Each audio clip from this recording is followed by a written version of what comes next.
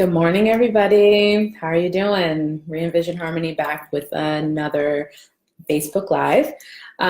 So sorry we're a little late, but we wanted to make sure we had some good content for you today. And our discussion is going to be about the real cost of emotional labor. This is something that me and Mavi talk about here and there, but the discussion's been pretty important, I think, of late, just because of us looking back and thinking about what emotional toll all the work that we do really takes on us, and the expectation of others for us to provide those services for free. And it got us thinking how many other people are out there, including us, that are doing a lot of this work and other wonderful work in social justice, in demanding equity, equality, and fighting oppression, that aren't getting paid for this. So that's our topic for today, and wanted to really throw that out there and talk about that a little bit. I think, Mavi, I'd love for you to start and talk about kind of what your experience has been recently on this topic. Well, I want to give a shout out to our friend Megan Gross, because she posted something earlier this year on her social media, and I'm going to try to pull it up because I think that it's important for me to not misquote her. Hopefully that doesn't mess with what I'm doing, but I'm going to read from her. It says, I have a lot, I'm going to take snippets from it because some of it might not be appropriate for Facebook Live on our business page, but it says, I have a lot to say on this topic and I might just write a blog post about it, but most, probably all, nonprofits are exploitive, mainly of women, and depending on the cause, many target women of color to put in emotional, mental, and physical labor for free. Next time you volunteer, take a look around. You will likely not see many men because their culture has conditioned them that they are too good and worthy to work for free. And I'm not putting down volunteering at all. I've done the work both paid and volunteered, and a lot of you have helped me. I'm putting down any nonprofit that collects donations and thinks it's okay to not pay women for their hard work. So when she posted this on, the couple weeks into January, when everybody's thinking kind of about their resolutions for the year or what things they want to do better, it made me think, wow, like for the past 2 years when I became truly activated, because I've always been active in my community in one way or another, I consider myself what some people call a spiritual activist, like even through my church or faith-based organization, I've done work where I've kind of given my labor for free in a lot of different ways. But the past 2 years, going on 3, have been incredibly taxing and especially labor intensive for a lot of us, right? I mean, a lot of us have been incessantly working, incessantly reacting to news stories. And there's just so much of it that we don't consider work. We consider it, we just got to do something, right? We feel activated, and that's what happened to me. However, Alex will tell you, as one of my best friends and business partners, she'll tell you how much it's affected me and my family to do this kind of work. Right. I mean, I've sunken into deep depression. I've gained tons of weight, which there's no problem with that if it's not a sign of other things. Of course, that's just a symptom of my depression, a symptom of it being emotional eating. Like, it's just been unhealthy. Mm-hmm. And luckily, thanks to women like Megan and other women who have been speaking up, even Jasmine Rogers, like Roger Shaw, through her work with the Femme Agenda, through the Miami Worker Center, and the work that she's doing for women, has really brought home this conversation of, we do so much labor, so much emotional labor that doesn't get paid. Right. We do so much community work because we're expected to, because, we've been doing it since the beginning of time. And I can only draw from my experience as a mom, or, my stance as a stay-at-home mom. Like, the work that we do, since it's not equated to the productivity within, capitalistic structures that say, I make money, or I bring home the bacon, I just cook it, then, somehow that labor isn't equal to what a person that brings money home does.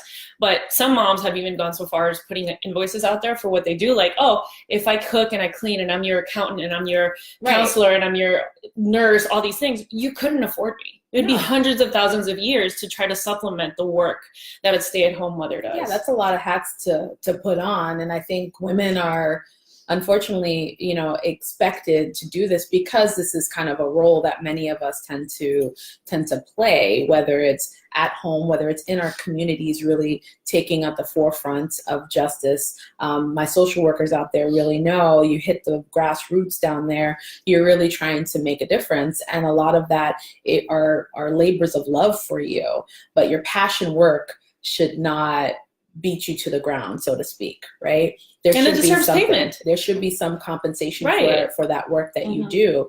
And the understanding, or some of the things that we're talking about, is there's this ability to be socialized for all of us. Like, we're not socialized to, as simply when you go in for a job interview, we're not socialized when we get that offer to negotiate for more pay. Many of us have had to get that beaten into us and talk to about, listen, demand what you're worth.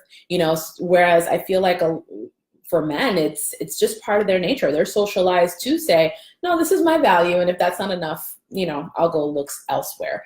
And so I think we all need to equally have that right. We all need to equally expect and request the appropriate value for what we're offering. And we have to take emotional labor into account when we do this work that we do. Even as simple as, for me, a therapist, as a therapist, and again, for all my other therapists out there, you're going to have friends that, really expect more from you at times. And I'm not saying that we can't have conversations and, I can give advice and stuff, but my friends know out there, I always say, I'm not putting that hat on. It's just me talking from my perspective, because there's a big difference between that and actually doing the work I do, because I do take home a lot of that emotion, trauma, pain that a lot of people put onto me. So for a long time there, I thought it was just an expectation of me to just open myself up, open my heart, my soul, everything. And, it's important to put boundaries.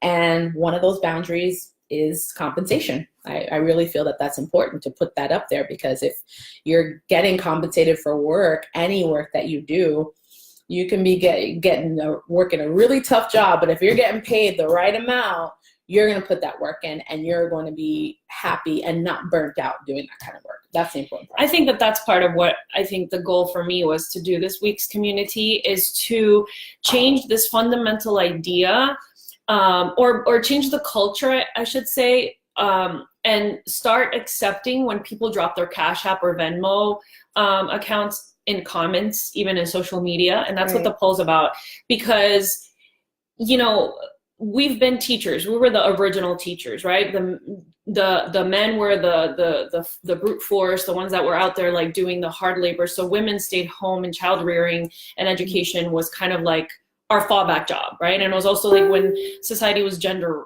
role based, right? Mm-hmm. And we're trying to move away from that. And so if we want to push it even further, we have to start considering that the work and labor of women, especially women of color, requires compensation. Like, if you're a teacher at a school nowadays, it's not like Schoolhouse back in the day where it was just a woman in the community that volunteered. Right. Teachers actually get paid. Do they get compensated enough? No. And I wonder if that has any correlation with gender, but that's for another time. Right. But if somebody is giving you free education online through an argument or a discussion, even if it's not delivered in the best tone, or if it's not, coming out kindly, if you're not noticing the labor, if they're angry to begin with, that might be because a good sign for you to see that there's some emotion behind it, and that's the emotional labor we're talking about. Mm-hmm. So if that's happening, recognize before they even ask you to pay you, recognize that you might want to pay them. If it's just $1, just to tell them, look, all I can give right now is $1, but I value the work you're putting in,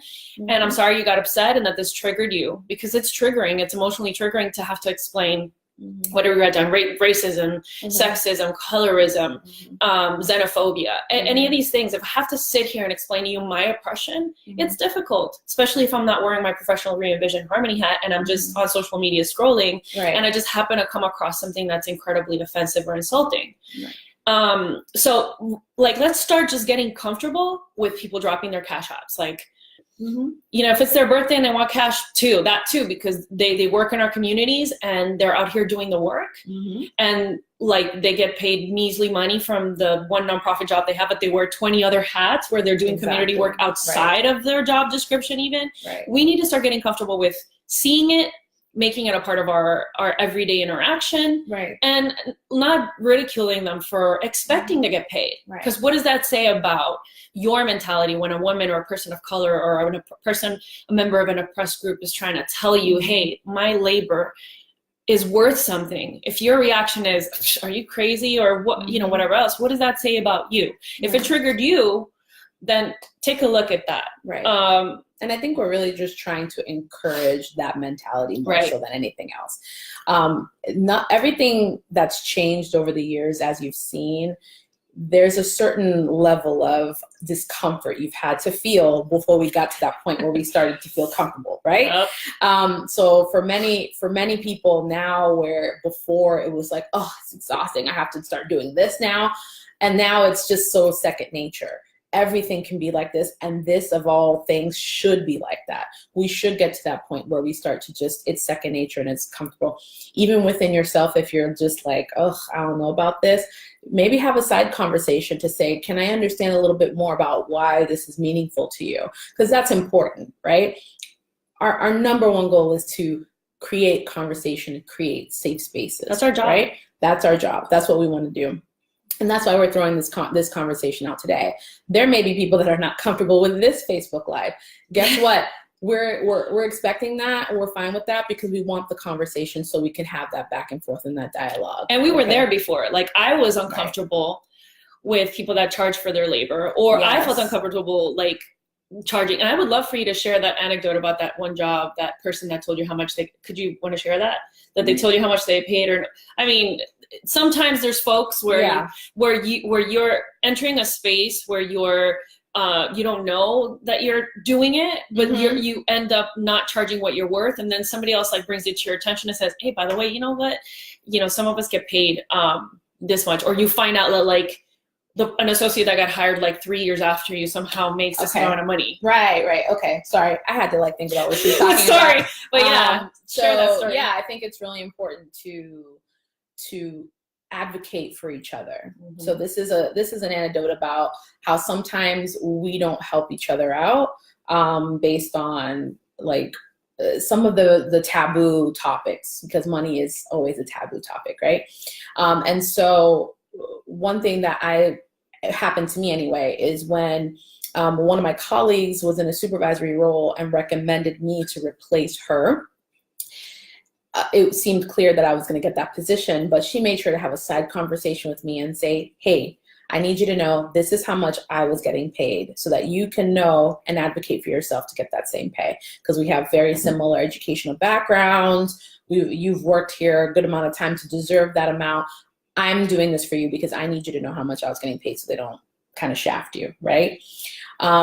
That I thought was amazing to her, because again, I think we all need to support each other in that, and that's just one of the ways you can do that.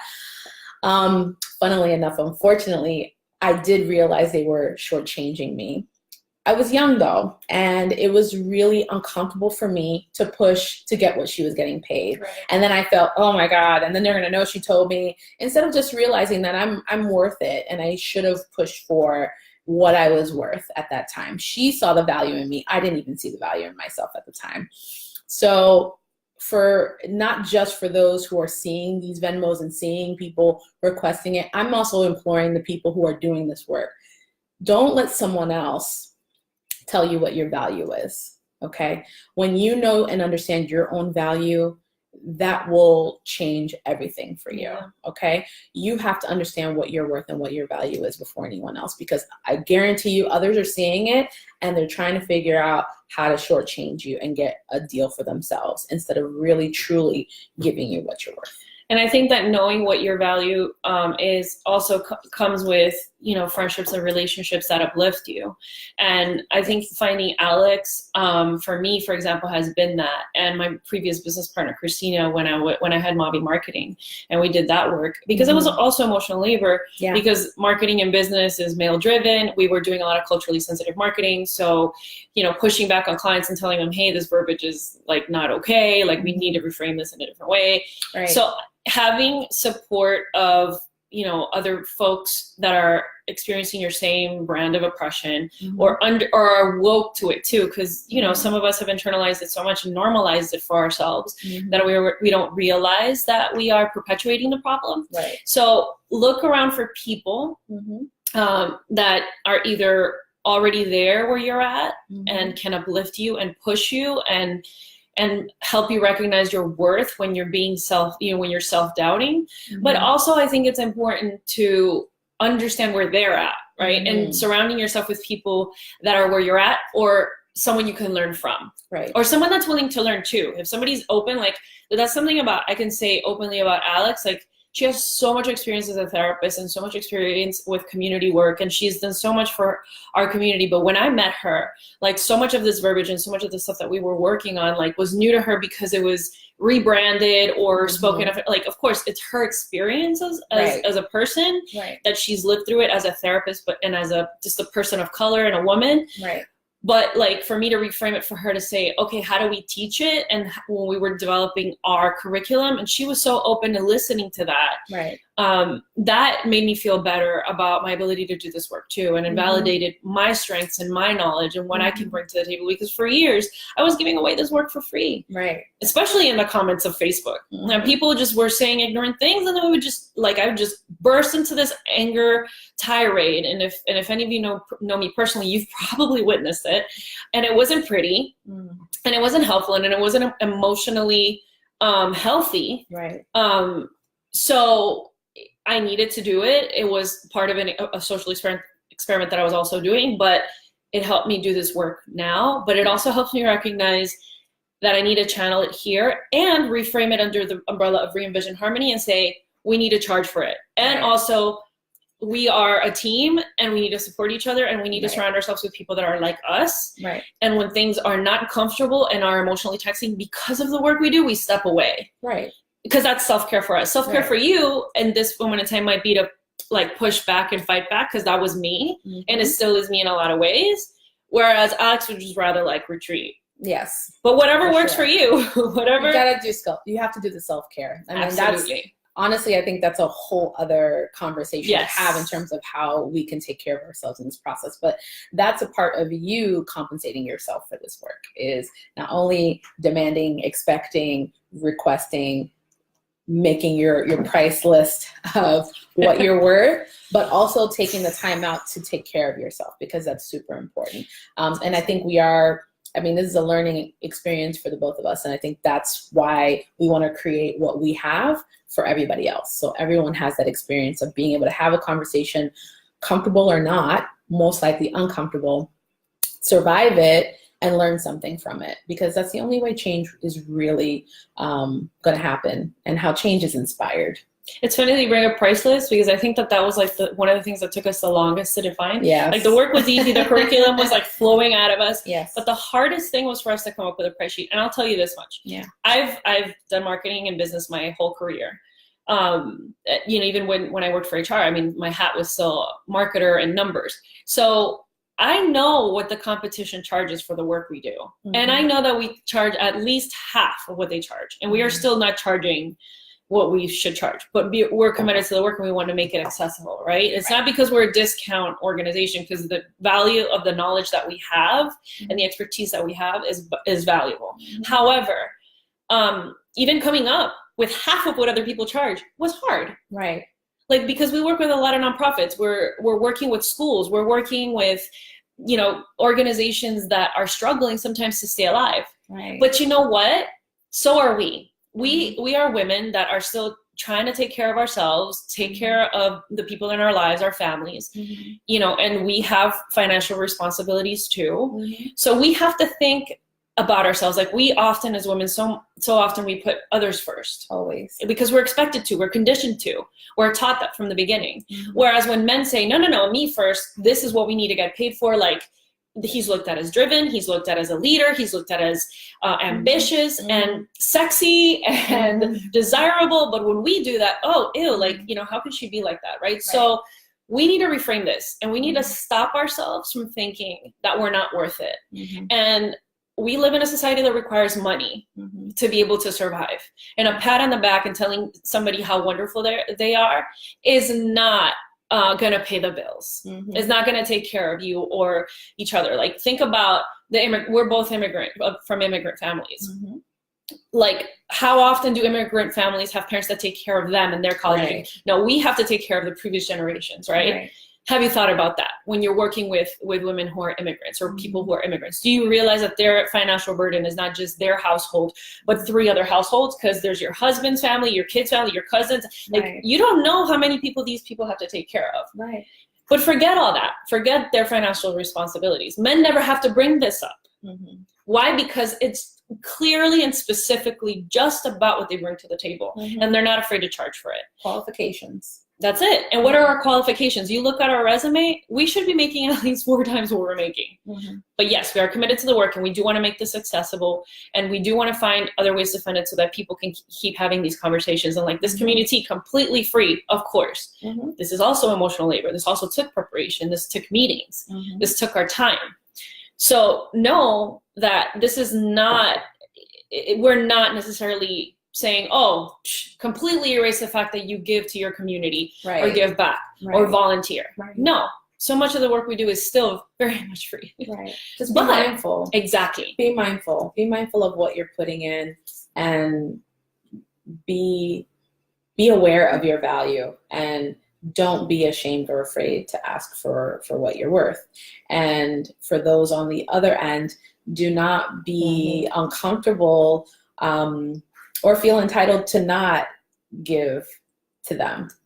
It's like what Mavi said earlier, even if it's just whatever you can give, whatever you can donate, whatever you can share, you're giving a lot by saying, I'm trying to show you that I appreciate you. I appreciate the work you're doing. And yes, I could have Googled this and researched this myself, but since I'm getting it from you, I'm gonna compensate you appropriately for doing that work for me. In any other field, in any other sector, that's how it goes. So why not in the work that we do as well?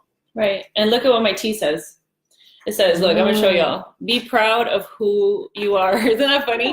Our community tea? No, yours don't have it. But because you chose another kind of tea. But yes, be proud of who you are, but also charge for what you do. You deserve it, and there's no shame in it. And if you ever need our backup, like Revision Harmony is here. Like this is the work that we do. So thank you for joining this week's community. And please keep the conversation going. Please share this. And if you need like information on upcoming trainings, just message us through our page, and we'll keep you abreast of everything that's happening. And to all of the folks out there doing this free labor, for all the people that always show up or show up once because that's what they can give.